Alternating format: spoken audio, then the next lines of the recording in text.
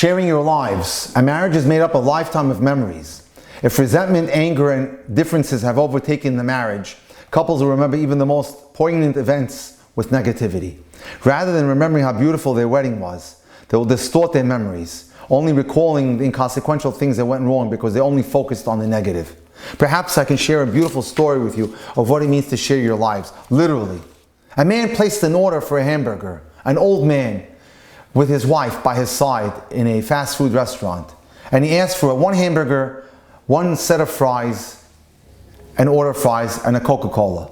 The old man unwrapped the hamburger and carefully cut it in half, placing one half in front of his wife and one half in front of him. He then carefully counted out all 52 French fries, one for you and one for me, and one for you and one for me, dividing them into two piles and placing one pile in front of his wife.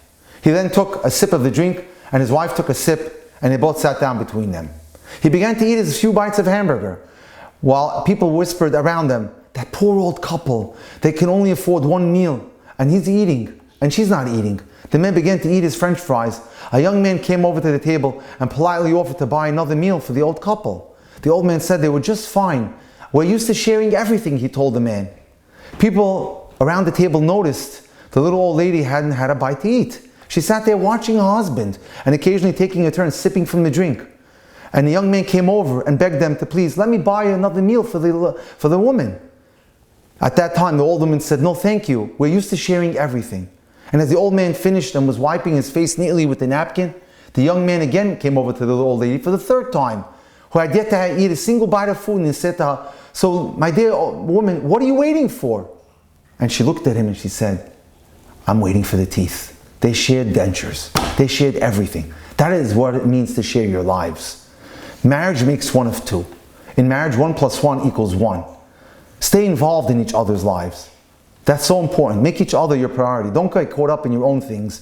Rather, write each other into your schedules to keep your marriage on the front burner. Unfortunately, many couples pass each other in their own homes, acting like estranged roommates. It takes effort to continuously acknowledge someone else's presence, especially when that person is always there.